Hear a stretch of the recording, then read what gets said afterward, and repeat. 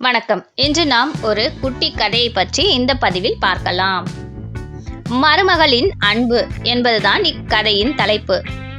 ஒரு தம்பதியருக்கு 3 மகன்கள் இருந்து வந்தார்கள்.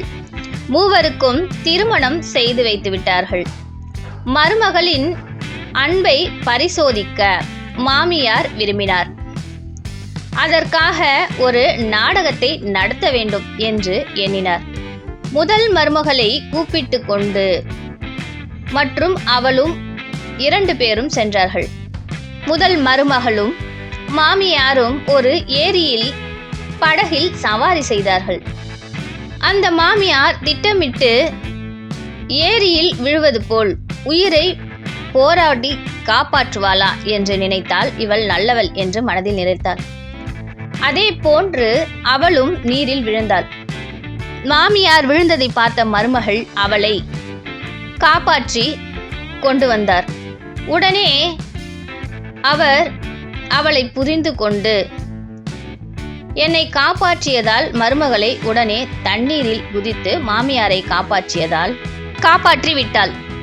அடுத்த நாள் காலையில் படுக்கையை விட்டு வெளியே வந்தால் மருமகளை வாசலில் ஒரு புத்தம் புதிய மாருதி கார் ஒன்று இருப்பதை கண்டாள். அருகில் சென்று பார்த்தபோது அதில் மாமியாரின் அன்பு பரிசு என்று இருந்தது. அவளுக்கு மிகவும் சந்தோஷம். மாமியார் இதேபோல் 2வது மருமகளை சோதிக்க நினைத்தார். அவரும் முதல் மருமகள் போலவே செய்தார். அவருக்கும் ஒரு மாருதி காரை பரிசாக வழங்கினார். 3வதாக மருமகளுக்கு இதே பரிசோதனையை திட்டமிட்டபடி தண்ணீரில் விழுந்து தத்தளித்தார். அந்த மருமகள் தண்ணீரில் விழுந்த மாமியாரை கண்டு கொள்ளவே இல்லை. மாமியார் கெஞ்சையும் பார்த்தாள். அவளுக்கு நீச்சல் தெரியாது. மருமகள் காப்பாற்றவே இல்லை. மருமகளே காப்பாற்று என்று சத்தமிட்டாள். ஆனால் அவளோ கண்டு கொள்ளவே இல்லை. கார் வாங்கி தருகிறேன் என்று கூறினாள். அப்பொழுதும் அவள் கண்டு கொள்ளவே இல்லை.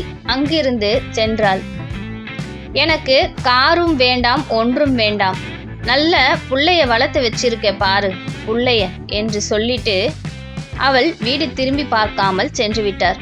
வீட்டிற்கு வந்துவிட்டார். மாமியார் தண்ணீரில் மூழ்கி பரிதாபமாக இறந்துவிட்டார். அடுத்த நாள் காலை படுக்கையை விட்டு வெளியே வந்து பார்த்தார்.